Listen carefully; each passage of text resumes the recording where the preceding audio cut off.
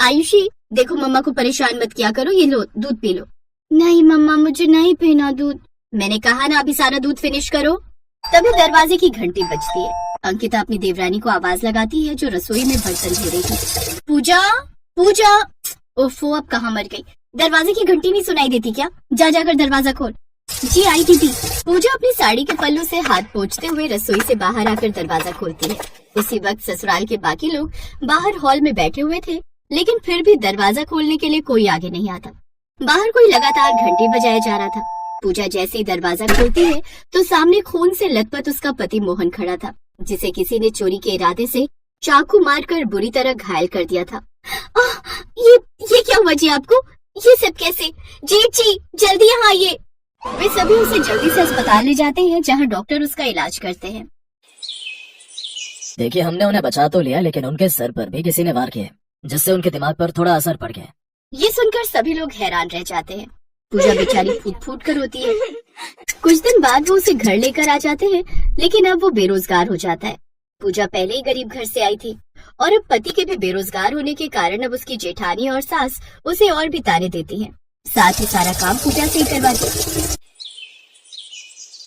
ठीक से पोछा मार, देख तो कितना गंदा हाल कर रखा है घर का। काम के न काज के, दुश्मन अनाज के।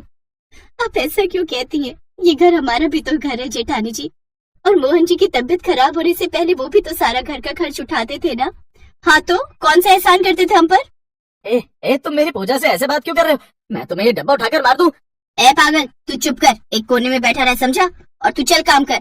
उस दिन से पूजा की सास और जेठानी सब पूजा को घर की नौकरानी बनाकर रखने लगे। सारा काम बस पूजा ही करती। ऐसे ही एक रोज बाहर बारिश हुई। अंकिता की बेटी आयुषी उसके पास आती है। माँ, मेरा ना पालक के पकौड़े खाने का बड़ा मन कर रहा है, आप बना दो ना। अरे मेरी बच्ची को पालक के पकौड़े खाने हैं, मैं अभी बनवाती हूँ। पूजा, ओ पूजा। जी जेठानी जी। आयुषी का पालक के पकौड़े खाने का मन है, जल्दी से गर्मा गर्म बना दो। लेकिन पालक तो घर में है ही नहीं। अरे नहीं है तो बाजार से जाकर ले आ। बाहर तो तेज बारिश हो रही है। हाँ तो बाढ़ तो नहीं आ रही है ना? चल अब जल्दी से जाकर पालक लेकर आ। पूजा बेचारी बारिश में भीगते हुए पालक लेने मंडी जाती है। तेज बारिश के कारण वो पूरी तरह भीग जाती है। फिर आकर वो गर्मा गर्म पालक के पकौड़े बनाती है। उन पकौड़ों की खुशबू सूंघकर उसकी 6 साल की बेटी अनु कहती है, वाह माँ, कितनी अच्छी खुशबू आ रही है, मुझे भी थोड़े पकौड़े दो ना। ये पकौड़े मैं भी खाऊंगा। पूजा दोनों को थोड़े से पालक के पकौड़े खाने को देती है। तभी वहाँ अंकिता आ जाती है। हे राम, ये देखो, महारानी अपने पति और बच्चे का पेट पालने में लगी हुई है, चोर कहीं की। नहीं, मेरी माँ चोर नहीं है, आप झूठी हो। ये सुनकर अंकिता उसे जोरदार थप्पड़ मार देती है। मेरे पति के टुकड़ों पर पल रही हो और मुझसे जुबान लड़ा रही हो। लाओ ये पकौड़े इधर दो, कुछ नहीं मिलेगा तुम्हें। चलो अभी के अभी अपना बोरिया बिस्तर बांधो और निकलो यहाँ से। पूजा मोहन और अनु के साथ घर से चली जाती है। तेज बारिश में बचते हुए वो तीनों एक सीमेंट की पाइप पे छुपकर बैठ जाते हैं। मुझे घर जाना है। नहीं अच्छा नहीं लग रहा। बस आज की बात है जी, सुबह होते ही हम यहाँ से चले जाएंगे। माँ भूख लग रही है। मेरी बच्ची, अभी तो मेरे पास खाने को कुछ भी नहीं है। फिर वो तीनों भूखे पेट ही सारी रात उस सीमेंट की पाइप पे बैठे रहते हैं। अगली सुबह पूजा अपने कानों की बालियां बेचकर सुनार से पैसे ले आती है। फिर किराए पर एक कमरा लेकर उसमें अपने पति और बच्ची के साथ रहने लगती है। वो दुकान से थोड़ा आटा और सामान खरीद लाती है, जिसके साथ वो तीनों खाना खाते हैं। चलो ना अनु, बाहर खेलने चलते हैं। ठीक है, चलो पापा। अनु और मोहन बाहर चले जाते हैं। ऐसे तो काम नहीं चलेगा, मुझे कुछ ना कुछ करना होगा। ये पैसे तो कुछ ही दिन में खत्म हो जाएंगे, लेकिन मैं क्या करूं? इन दोनों को छोड़कर ज्यादा दूर काम पर भी नहीं जा सकती। अब सब कहते हैं मैं पालक के पकौड़े बड़े अच्छे बनाती हूँ। हाँ, यही सही रहेगा। पालक सस्ता भी आता है, उसके पकौड़े बनाने में ज्यादा खर्चा भी नहीं आएगा। पूजा जरूरत का सामान लेकर आती है और अगले दिन से ही अपने घर के बाहर ही ठेला लगाकर पालक के पकौड़े बनाकर बेचने लगती है। आइए आइए, पालक के पकौड़े खाइए, गर्मा गर्म पकौड़े, वो भी धनिया पुदीने की चटनी के साथ। तभी उसके पास एक ग्राहक आता है। बहन जी, कितने की है प्लेट? जी 30 रुपए। एक प्लेट लगाना तो। पूजा उसे पालक के पकौड़े देती है, जिसे खाकर वो 2 प्लेट और लेता है। वाह, गजब का स्वाद है इसमें तो। 2 प्लेट पैक कर दो जरा। अब वो पालक के पकौड़े के गजब के स्वाद के चलते उसके पास और भी ग्राहक आने लगते हैं और कुछ ही दिनों में अच्छे स्वाद के चलते उसकी कमाई दिन पर दिन बढ़ती गई। कुछ ही दिनों में उसने खुद की दुकान भी खरीद ली और उसमें पालक के पकौड़े बेचने लगी। साथ ही अपने पति का भी इलाज अच्छी जगह से करवाती है। उधर अंकिता अपने महंगे शौक के चलते अपने पति की कमाई को खूब उड़ाती, जिससे एक वक्त ऐसा आ गया कि उसके पति की नौकरी छूट गई और उनकी सारी जमा पूंजी भी खत्म हो गई। अब वो सब दाने दाने को मोहताज हो गए। माँ बहुत भूख लगी है, कुछ खाने को दो ना। क्या दो, घर में खाने को कुछ भी नहीं है। लोन न चुका पाने के कारण हमारा घर बिक गया, मेरे सारे जेवर सब जमा पूंजी खत्म हो गई, अब खाने को कुछ नहीं बचा है।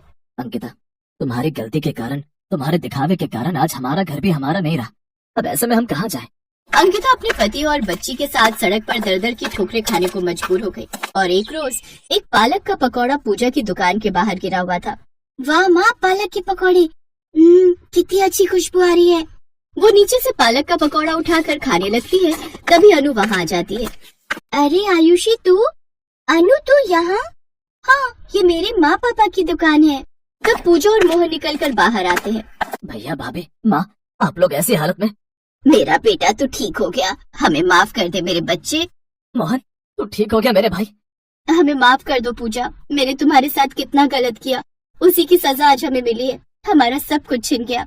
आप फिक्र मत कीजिए जेठानी जी, आपकी देवरानी अभी जिंदा है। आइए पहले आप सब गर्मा गर्म पकौड़े खा लीजिए, बाकी बातें बाद में करेंगे। अब वो सब मिलकर साथ में पालक के पकौड़े खाते हैं। पूजा ने अब तक खुद का घर खरीद लिया था, वो उन सबको माफ कर देती है और अपने साथ अपने घर ले जाती है। अब वो सब खुशी खुशी एक साथ रहते हैं।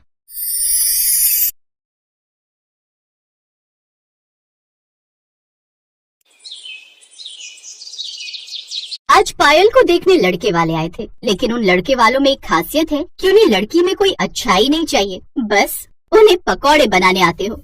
अरे पायल की माँ, जाओ पायल को बोलो कि लड़के वाले आ गए, कुछ चाय नाश्ते का इंतजाम करें। पायल की माँ अंदर गई तो देखा कि पायल पहले से ही चाय नाश्ता बना रही थी। थोड़ी देर बाद पायल चाय नाश्ता लेकर आई। अरे राहुल बेटा, तुम्हें कुछ पायल से बात करनी हो या कुछ पूछना हो तो पूछ सकते हो, बाकी हमें तो बिटिया बहुत पसंद है। माँ आप ही पूछो ना, मैं क्या पूछूं? बेटा तुम हमारे लिए चाय नाश्ता लेकर आई हो, लेकिन एक बात बताओ, क्या तुम्हें पकौड़े बनाने आते हैं? जी, पकौड़े बनाने में कौन सी बड़ी बात है, आपको पहले ही बताना चाहिए था। अरे तो अभी कौन सी देर हुई है, जाओ जल्दी जाकर हमारे लिए पकौड़े बना कर ले आओ। ठीक है बेटा, जाओ पकौड़े बनाकर लाओ, तब तक आप लोग चाय पीजिए। अरे नहीं, चाय भी हम पकौड़ों के साथ ही पियेंगे। लेकिन तब तक तो चाय ठंडी हो जाएगी ना। हाँ तो चाय भी अपने साथ लेकर जाओ बेटा, चाय भी गर्म करके ले आना पकौड़ों के साथ। लड़की वालों को ये सब थोड़ा अजीब तो लगा, लेकिन फिर भी पायल की माँ ने उससे कहा, जाओ बेटा चाय भी लेकर जाओ। ठीक है माँ। पायल वहाँ से चाय उठाकर ले गई और थोड़ी देर बाद आलू के मस्त पकौड़े बनाकर ले आई। सभी ने पकौड़े खाए, सभी को पकौड़े बहुत पसंद आए। क्या बात है बेटा, तुम्हारे हाथों में तो जादू है, पकौड़े तो बहुत अच्छे बना लेती हो तुम। हमारा परिवार बहुत बड़ा है, हम सभी को पकौड़े खाने का बहुत शौक है, इसके अलावा कोई हमारा बड़ा शौक नहीं है। अगर आप लोगों को ठीक लगे तो रिश्ता पक्का समझे।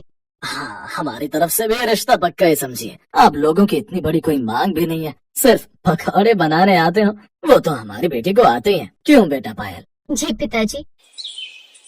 तो इस तरह राहुल की शादी पायल के साथ हो गई। ससुराल में उसकी 2 जेठानियां, 2 जेठ, एक ननद, सास ससुर और राहुल को मिलाकर बहुत बड़ा परिवार था। आज पायल की घर में पहली रसोई थी। बेटा आज रात तुम्हारी इस घर में पहली रसोई है, हम सबके लिए खाना बना दो। लेकिन सासू माँ खाने में क्या बनाना है? तभी वहाँ पर पायल की दोनों जेठानियां रानी और मोहिनी आ गई। सासू माँ आपने देवरानी जी को बताया नहीं क्या? देवरानी जी तुम मेरे लिए प्याज के पकौड़े बना दो और कुछ नहीं। और देवरानी जी मेरे लिए बैंगन के पकौड़े बना देना, जिन्हें खाकर मजा आ जाए। बेटा मेरे लिए पालक के पकौड़े बना देना। बहू मेरे लिए मूली के पकौड़े बना देना, सारा सामान तुझे किचन में ही मिल जाएगा।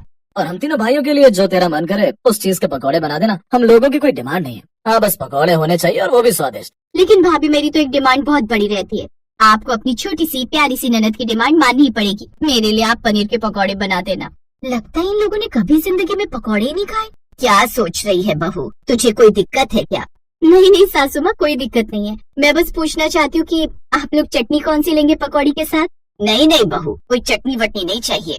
ठीक है सासू माँ, अभी बनाती हूँ। पायल किचन में गई और पकौड़े बनाने लगी। पहले तो उसे लगा कि पकौड़े जल्दी से बन जाएंगे, लेकिन उसे अलग अलग प्रकार के पकौड़े बनाने थे, इसलिए उसे बहुत टाइम लग गया। किसी को पनीर के पकौड़े खाने थे, तो किसी को पालक के, तो किसी को बैंगन के। इस वजह से उसे तैयारी करने में ही 1 घंटा लग गया। फिर उसके बाद उसने पकौड़े बनाना शुरू किया। अरे बाप रे, इस पकौड़े वाले परिवार ने तो मुझे परेशान करके रख दिया। खैर कोई बात नहीं, आज पहली रसोई है इसलिए इन लोगों को पकौड़े खाने होंगे। कल से तो खाना ही बनाना होगा। पकौड़े बनाने से आसान तो खाना बनाना ही है मेरे लिए। पायल ने सबकी पसंद के पकौड़े बनाए और सभी को सर्व कर दिए। सभी को पकौड़ों का स्वाद बहुत अच्छा लगा। क्या बात है पायल, तुझे तो पकौड़े बहुत अच्छे बनाने आते। इतने अच्छे अच्छे पकौड़े हम लोग भी नहीं बना पाते। हाँ पायल, बहुत अच्छे पकौड़े बनाए हैं तुमने। अरे देवर जी, हमने जब एक बार तारीफ कर दी तो तुझे तारीफ करने की क्या जरूरत है। आज तेरी सुहागरात है ना, वहाँ जितनी मन करे उतनी तारीफ कर लेना अपनी बीवी की। सभी लोग जोर जोर से हंसने लगे। पहली रसोई की रस्म खत्म हो गई। आज पायल की पहली सुहागरात थी और दोनों लोग अपने कमरे में बैठकर एक दूसरे से प्यार भरी बातें कर रहे थे।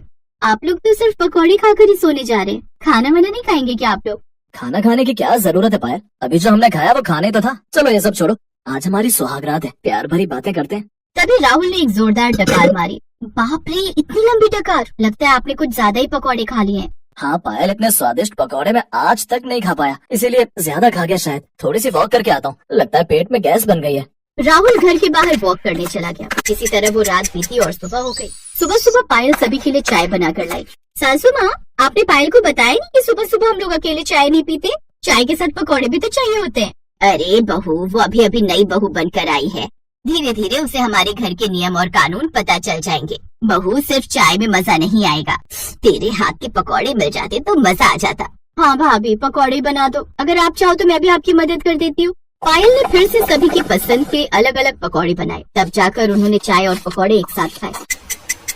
पायल को ज्यादा कुछ समझ में नहीं आ रहा था कि उस घर में आकर चल क्या रहा है। दोपहर का वक्त था, खाने का टाइम था। तभी पायल अपनी सास के पास आई और उससे बोली, सासू माँ, लंच का टाइम हो गया है, बताइए खाने में आप लोग क्या खाएंगे? बहू, शायद अभी तक तुझे कुछ समझ में नहीं आया। बहू, हम लोग सुबह नाश्ते में भी पकौड़े ही खाते हैं, दोपहर के खाने में भी पकौड़े ही खाते हैं और रात में भी हम लोग पकौड़े ही खाते हैं। पकौड़े के अलावा हमें कुछ खाना पसंद नहीं। लेकिन सासू माँ, हमें कभी कभी खाना भी खाना चाहिए, सिर्फ पकौड़े खाकर तो सबकी तबीयत खराब हो सकती है। बहू, हमने इस घर में तेरी शादी बस इसलिए की है क्योंकि तुझे इतने स्वादिष्ट पकौड़े बनाने आते हैं। इस घर में ना ही तेरी जेठानियों को ढंग के पकौड़े बनाने आते हैं, ना ही तेरी ननद को, और ना ही मुझे इतने स्वादिष्ट पकौड़े बनाने आते हैं। इसलिए चुपचाप सभी की पसंद के पकौड़े बना दे, और कुछ बनाने की जरूरत नहीं है। ठीक है सासू माँ, बना देती हूँ। पायल फिर से किचन में गई और सबकी पसंद के अलग अलग प्रकार के पकौड़े बनाने लगी। पकौड़े बनाते बनाते उसकी हालत खराब होने लगी। ऐसे ही दिन बीतते गए और एक दिन सभी के पेट में बहुत तेज दर्द उठा। सभी की तबीयत बहुत ज्यादा खराब हो गई, यहाँ तक कि पायल की भी। राहुल, जल्दी से पापा को फोन कीजिए, वही हमें अस्पताल ले जाएंगे, क्योंकि हम सबकी हालत बहुत खराब है। कौन किसको अस्पताल ले जाएगा भला? हाँ हाँ, तुम बिल्कुल सही कह रही हो, अभी करता हूँ ससुर जी को कॉल। राहुल ने पायल के पिताजी को तुरंत कॉल किया। उसके पिताजी तुरंत आए और सभी को अस्पताल ले गए। डॉक्टर ने सभी का चेकअप किया और उनकी कुछ जांच भी की। रिपोर्ट देखने के बाद डॉक्टर हैरान हो गया। आप सभी के पेट में सड़न पैदा हो गई है, बहुत ही बड़ा इन्फेक्शन हुआ है सभी के पेट में। इतना ज्यादा ऑयली आप लोग खाते हैं, बस सब इसी का परिणाम है। क्या खाते हैं आप लोग खाने में? डॉक्टर साहब, मेरे ससुराल वाले सुबह से लेकर रात तक सिर्फ पकौड़े ही खाते हैं। नाश्ते में भी पकौड़े, लंच में भी पकौड़े, डिनर में भी पकौड़े। कोई रिश्तेदार आ जाए उसको भी पकौड़े खिलाते हैं हम लोग। मैंने कई बार इन लोगों से रिक्वेस्ट की कि कुछ और खाइए वरना तबीयत खराब हो सकती है, लेकिन ये लोग नहीं माने। देखिए, बहुत बुरी बात है। अब आप लोगों को कुछ पौष्टिक आहार, हरी सब्जियां, ये सब लेने पड़ेंगे, वरना बहुत बुरा हो सकता है आप लोगों के साथ। अगर आपने पकौड़े खाए तो जो मैं दवा देने जा रहा हूँ, ये दवाइयाँ भी असर नहीं करेंगी, क्योंकि इम्यूनिटी भी बहुत वीक हो चुकी है आप लोगों की। डॉक्टर साहब, हमें नहीं पता था कि पकौड़े खाने से इतना नुकसान हो सकता है हम लोगों को। सिर्फ आप लोगों की ही नहीं, बल्कि आपकी बहुएं प्रेग्नेंट होंगी तो आने वाली संतान भी स्वस्थ पैदा नहीं होंगी, उसे भी शुरू से बीमारियां पकड़े रहेंगी। मैं तो कहूंगा अगले 6 महीने तक आप लोग पकौड़े को हाथ तक मत लगाना। उसके बाद खाने का मन हो तो कभी कभार खा सकते हो। डॉक्टर साहब, हम आपसे वादा करते हैं कि अब हम लोग कभी पकौड़े नहीं खाएंगे। बस किसी तरह इस बार हम सबको ठीक कर दीजिए। हमने अपनी बहू को भी पकौड़े बनवा बनवा कर बहुत परेशान कर डाला। डॉक्टर साहब ने सभी को ग्लूकोज की ड्रिप चढ़ा दी। 2 दिन सभी को एडमिट रखा। 2 दिन बाद वो लोग अपने घर आ गए और उस दिन के बाद सभी ने मिलजुल कर पौष्टिक खाना बनाना शुरू कर दिया और पकौड़े खाने हमेशा हमेशा के लिए बंद कर दिए।